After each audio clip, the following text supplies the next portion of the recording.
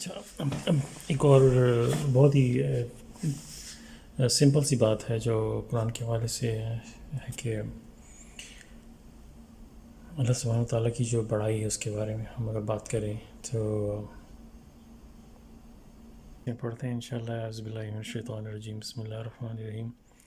اللہ فرماتے ہیں قل لو كان البحر مدادا لكلمات ربي لنفد البحر قبل أن تنفد كلمات ربي ولو جئنا بمثله مددا.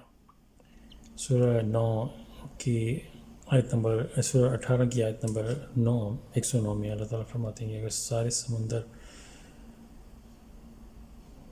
سیاہی بن جائیں اور ان سے آپ رب العالمین کی باتیں لکھنا شروع کریں تو وہ سب ختم ہو جائیں گی، لیکن اللہ تعالیٰ کی باتیں ختم نہیں ہوں گی. اس بات کو اگر ہم غور کریں تو یہ بہت ہی گہری بات ہے. کیسے کہ تو پاسبل ہی نہیں ہے اگر ہم لوگ ساری دنیا کے لوگ مل بھی جائیں اور ساری سیاہی اور ہمارے پاس وہ میٹیریل بھی دیا جائے. بیکاز لکھنا تو ایک بات ہے لیکن میٹیریل لانا وہ ایک بڑی بات ہے. سپوز آپ کے پاس جتنا بھی نالج ہے دنیا میں، ہر ایریا جتنی بھی اسٹڈی کی فیلڈز ہیں، ہر چیز کو آپ لے بھی لیں، medical, engineering, philosophy, psychology, what ever, جتنا بھی ہمارے پاس نالج اس وقت دنیا میں ہے، جتنا بھی ساری لائبریریز، ایون پرانے زمانے سے لے کے اب تک، اب ساری جو نالج ہے اس کو آپ ایک جگہ اکٹھا کر لیں اور ہم لوگ بولیں کہ اس کو کتاب کی شکل میں لکھنا ہے تو لکھنا شروع کریں. میرا خیال ایک سوئمنگ پول یا ایون ایک چھوٹا سا تالاب جتنی بھی انک بھی بہت زیادہ ہوگی کہ ہمارے پاس لکھنے کو کوئی باقی نہیں بچے گا. اپنے ہر ٹاپک پہ، ہر بات پہ آپ نے لکھ دیا، اب اور کوئی بات ہی نہیں لکھنے کو. آپ ڈھونڈیں گے کہ بھئی فلانی فیلڈ میں، باٹنی میں وہ فلانا پودا تھا، اس کے بارے میں ہم نے ایک ڈیٹیل لکھنی ہے. اب لکھ لو. پھر فلانی چیز کے بارے میں لکھنی ہے، امیبا کے بارے میں، پوری بیکٹیریا کے بارے میں ہمیں لکھنی ہے، اسپیس سائنس، ایوری تھنگ آپ لکھ لو گے پھر بھی آپ کے پاس ختم ہو جائے گا میٹیریل لکھنے کو. یہ میٹیریل لانا بھی تو ایک بڑی بات ہے. کہاں سے لاؤ گے اتنا میٹیریل؟ انک تو ہوگی آپ کے پاس لیکن میٹیریل ختم ہو جائے گا. سوچیں پڑ جاؤ گے کیا کرو گے. تو رب العالمین کی جو باتیں ہیں وہ 7 سمندر، اس کے بارے میں انسان کیا کہہ سکتا ہے. 7 سمندر کی سیاہی، سمندر کی بھی بات دیکھیں تو سمندر کتنے گہرے ہوتے ہیں کہ ہم ان کی گہرائی تک پہنچ نہیں سکتے کیونکہ پریشر اتنا بڑھ جاتا ہے کہ اس کے بعد پھر وہ پریشر اتنا بڑھ جاتا ہے کہ پھر وہ آپ اس سے ڈیپ جا نہیں سکتے. کیا کرو گے آپ؟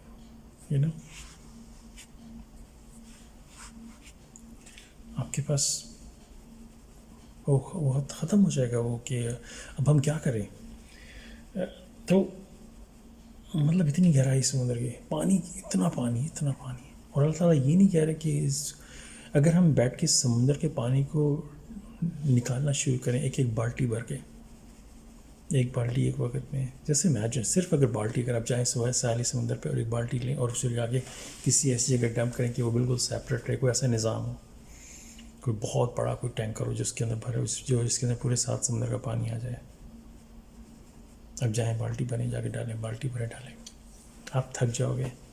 دنیا جہان کے لوگ لگ جائیں تو سمندر کا پانی ختم نہیں ہوگا. کتنے ان کو سال گزر جائیں گے، شاید تھوڑا تھوڑا کم ہونا شروع ہو. لیکن اللہ تعالیٰ یہ نہیں کہہ رہے کہ اس کو بالٹیوں میں بھر کے، ایک بالٹی جو اگر وہ بھی سیاہی بنے تو اندازہ لگائیں کتنی اس میں سیاہی ہوگی، اس سے ہم لکھ نہیں پائیں گے. تو یہ بہت ہی گہری بات ہے، انتہائی گہری بات ہے. اگر اس پہ بیٹھ کے آپ تھوڑا غور و فکر کریں، انتہائی گہری بات ہے کہ ساری سیاہی ختم، سارے سمندر کا پانی ختم ہو جائے لیکن وہ میٹیریل کہاں سے آ رہا ہے جو لکھنے کے لیے؟ وہ بھی تو آ رہا ہے نا.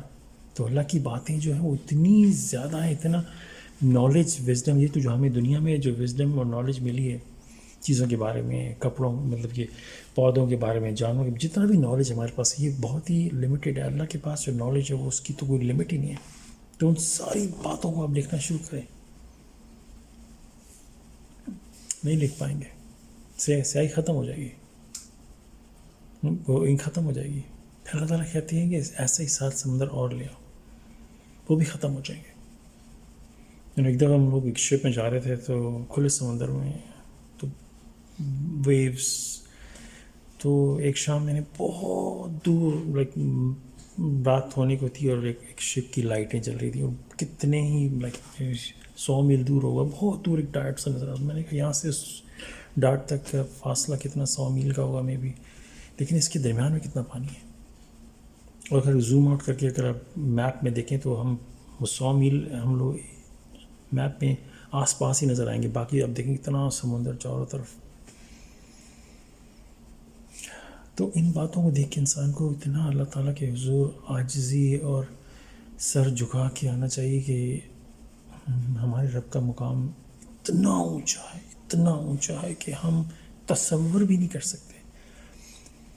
کہ کسی کو بیان کرنے بیٹھیں کہ ہمارے رب کا مقام کیا ہے، کہ تو ہمارے پاس میں تو سمجھتا ہوں کہ 0.001% بھی نہیں ایکسپلین کر سکتے کہ ہمارے رب کا مقام کتنا اونچا ہے. ان کی جو اسٹیٹس، ان کے جو ابیلیٹیز، اللہ تعالیٰ کی جو ابیلیٹیز، اللہ تعالیٰ کہتے ہیں کن فیکون، وہ صرف کہتے ہیں کن، وہ ہو جاتا ہے. صرف کن کہتے ہیں وہ ہو جاتا ہے. یہ بھی ایک طرح سے ایلیگوریکل ہمیں اللہ تعالیٰ بتا رہے ہیں کہ کتنا ایفرٹ لگتا ہے کن کہنے میں. جیسے فرماتے ہیں کہ قیامت کے دن سب چیزوں کو واپس پیدا کرنا ایسا ہو جیسے کسی کو جیسے ہلکا سے کونی سے ٹچ نہیں کرتے، آپ کے ساتھ کوئی بیٹھا ہلکا سے کونی سے آپ نے ٹچ کیا، کتنا ایفرٹ ہوتا ہے اس میں. ایک ایگزامپل کے طور پہ بتا رہے ہیں کہ اتنا ایفرٹ اللہ تعالیٰ کو ہے کہ سارے انسان جتنے بھی آدم سے لے کے آخری انسان ہو گئے وہ ایک دم سے کھڑے ہو جائیں گے. تو ان باتوں کو غور کر کے ہمیں یہ ملتا ہے کہ ہمارے رب کا جو مقام ہے وہ اس کی کوئی لمٹ ہی نہیں ہے.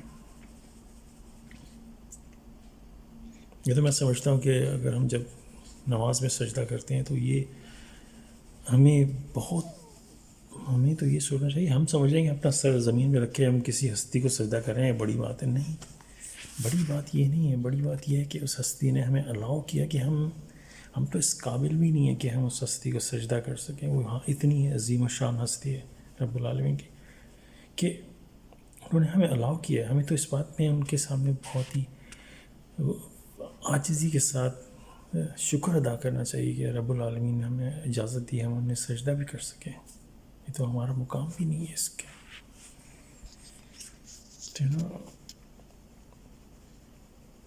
ان باتوں کو جب مد نظر رکھ کے بندہ سوچتا ہے نا، پھر انسان کو لگتا ہے کہ یار واقعی یار شرک کیوں اتنا بڑا ہے، گناہ اتنا بڑا کر، وہ ہستی اتنی ہائٹ پہ ہے کہ ان کے ساتھ کسی کا نام ایڈ کرنا کیوں اتنا بڑا شرک ہے. سب اس کے سرونٹ ہیں، سب ان کے فرما بردار ہیں، کسی کی کوئی مجال نہیں کہ ان کے سامنے کچھ بول سکے. یہ تو وہ الاؤ کرتے ہیں ہم سے، ہم جب صلات میں اللہ تعالیٰ سے بات کرتے ہیں، یہ تو بڑی ہمارے لیے بہت بڑا ایک وہ اللہ تعالیٰ ہمیں وہ دیا ہے کہ آنر دیا ہے کہ تم آؤ اور رب العالمین سے بات کرو. ہماری تو وہ بھی اوقات نہیں ہے. سجدہ کرنا تو اتنا سوچ کے دل دہل جاتا ہے کہ اصل میں حقیقت ہے کیا. جب حقیقت انسان کے سامنے کھل کے آتی ہے پھر انسان کو پتہ چلتا ہے کہ انسان کے جیسے نا ہاتھوں کے طوطے اڑ جاتے ہیں کہ بھئی تو میں کیا سمجھتا تھا. میں سمجھتا تھا کہ میں نماز پڑھ کے کوئی بڑا کام کر رہا ہوں، بلکہ میں تو پتہ ہی نہیں تھا کہ نماز صلات جو ہے وہ تو ایک بہت بڑی بلیسنگ اللہ تعالیٰ نے مجھے دی ہے. کہ میں تو سمجھتا تھا کہ میں بڑا کام کر رہا ہوں، میں 5 وقت کی صلات قائم کرتا ہوں، تو ہمیں پتہ ہی نہیں تھا کہ یہ تو بہت بڑی بلیسنگ ہے. ابھی سے کنیکٹ کرنے کی کوشش کرتا ہوں کہ یہ جو الفاظ ہیں اپنے ان کے لفظوں کے اندر جو ایک طرح سے جو لطف آتا ہے پڑھنے میں، وہ بھی ایک عجیب سی بات ہے تو جس تھوڑا عربی میں اس کے پڑھتے ہیں انشاءاللہ. اعوذ باللہ من الشیطان الرجیم، بسم اللہ الرحمن الرحیم. اللہ فرماتے ہیں قل لو كان البحر مدادا لكلمات ربي لنفد البحر قبل أن تنفد كلمات ربي ولو جئنا بمثله مددا. قل انما، اب یہ دیکھیں یہ سورہ 18 کی جو آیت نمبر ہے 109، اس کے اندر یہ بات بیان کی گئی ہے کہ 7 سمندر اللہ تعالیٰ کی باتوں کو لکھنے کے لیے اور اتنا ہی اور لیا تو بھی ختم ہو جائیں گے، اللہ کی باتیں ختم نہیں ہوں گی. تو یہ ایک بہت ہی بڑی، بہت ہی گہری بات ہے، بہت ہی گہری بات ہے. تو بندہ اس سے غور کرے کہ اس ہستی، اس رب العالمین کے ساتھ ہم کسی کا بھی نام نہیں لے سکتے، ان کی عبادت میں کسی کو شریک نہیں ٹھہرا سکتے، کیونکہ وہ ہستی ہی صرف عبادت کے لائق ہے. عبادت کے لائق ہونا تو ایک بہت بڑی بات ہے. اس سے ایک اور بات جو نکلتی ہے کہ اس عبادت کو کرنے والوں میں بھی لائک ایک سٹیٹس ہونا چاہیے جو اس کی عبادت کو کر سکیں، کیونکہ یہ بہت بڑا ایک کہنا چاہیے اعزاز والی بات ہے کہ آپ کو اس ہستی کو، وہ ہے ہستی تو وہ عبادت کے لائق ہے، لیکن عبادت کرنے والوں کی بھی ایک وہ ہے کلاس کے کہ آپ اس کے لائق بھی ہو کہ نہیں. آپ کون ہوتے ہو جس ہستی کو کہ جا کے یہ بات کرو. تو یہ اچھا، یہ آپ 109 آیت پڑھیں گے نا، تو اس میں اللہ کی بہت ہی عظیم و شان بڑائی کی بات ہوتی ہے. لیکن اس کے بعد آپ دیکھیں، اس کے بعد دیکھیں جو اگلا ورس ہے، بڑا ہی چونکا دینے والا. کیوں ایک کے بعد ایک آیا ہے، اس میں آپ غور کریں. یہاں پہ انسان کو سمجھ میں آتا ہے کہ جب بھی کوئی پیغمبر نبی آتے تھے، پہلے تو لوگ ان سے منکر ہو جاتے تھے، ان کے ساتھ برا برتاؤ کرتے تھے، ان کو نام، غلط ناموں سے پکارتے تھے، ان کو ذلیل کرنا، ان کے سامنے ان کی مذاق اڑانا، یہ نارمل تھا. نارمل تھا. آپ پورے قرآن میں دیکھیں، جگہ جگہ آپ کو ایسی صورتیں ملیں گی، ایسی کنڈیشنز ملیں گی. یہ بہت نارمل تھا. اور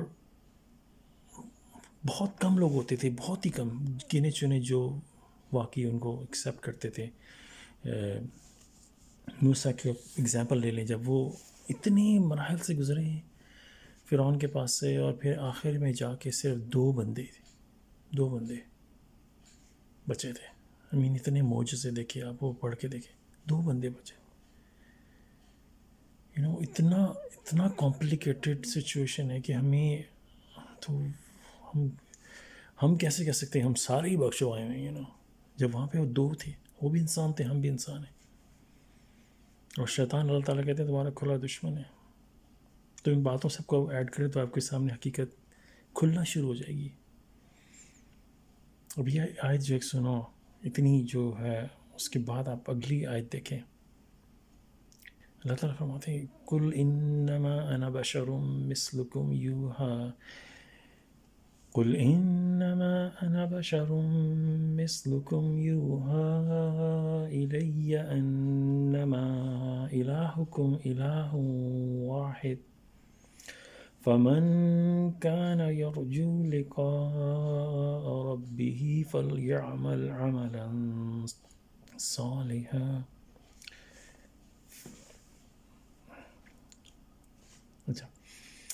قُلْ إِنَّمَا أَنَا بَشَرٌ مِثْلُكُمْ يُوحَىٰ إِلَيَّ أَنَّمَا إِلَٰهُكُمْ إِلَٰهٌ وَاحِدٌ فَمَن كَانَ يَرْجُو لِقَاءَ رَبِّهِ فَلْيَعْمَلْ عَمَلًا صَالِحًا وَلَا يُشْرِكْ بِعِبَادَةِ رَبِّهِ أَحَدًا. کیا اتفاق ہو سکتا ہے یہ آیت سمندروں کی بات کے فوراً بعد، اللہ تعالیٰ کی اتنی بڑائی بیان کرنے کے بعد فوراً یہ آیت کیسے آئی؟ اس میں کیا ہے؟ اس میں دونوں کو ملا کے اگر غور کریں، آپ کو اسی سے آپ کو حقیقت سمجھ میں آنا شروع ہے کہ ہم لوگوں کو کس طرح شیطان نے اس میں ڈالا ہے. قُلْ انما، کہہ دو، انما انا بشر مثلکم، سوائے اس کے نہیں کہ میں تو صرف بشر، انسان، مثلکم، تم جیسا، یوحا الیہ انما الہکم الہ واحد، کہ میری طرف سے وحی آتی ہے کہ تمہارا معبود خدا واحد ایک ہے. تو جو ہستی بیان کری کہ 7 سمندر ٹائمز 2 بھی ختم ہو جائیں، لیکن اس کے فوراً بعد پرافٹ سے یہ کہا جا رہا ہے کہ تم کہہ دو کل انما، اس میں کسی چیز کی کوئی کمپلیکیشن نہیں ہے. کل انما انا بشر مثلکم، میں ایک انسان ہوں، بشر تمہارے جیسا، صرف تمہارے جیسا ایک انسان ہوں. یہ قرآن کے الفاظ ہیں، اس میں کوئی شک نہیں ہے.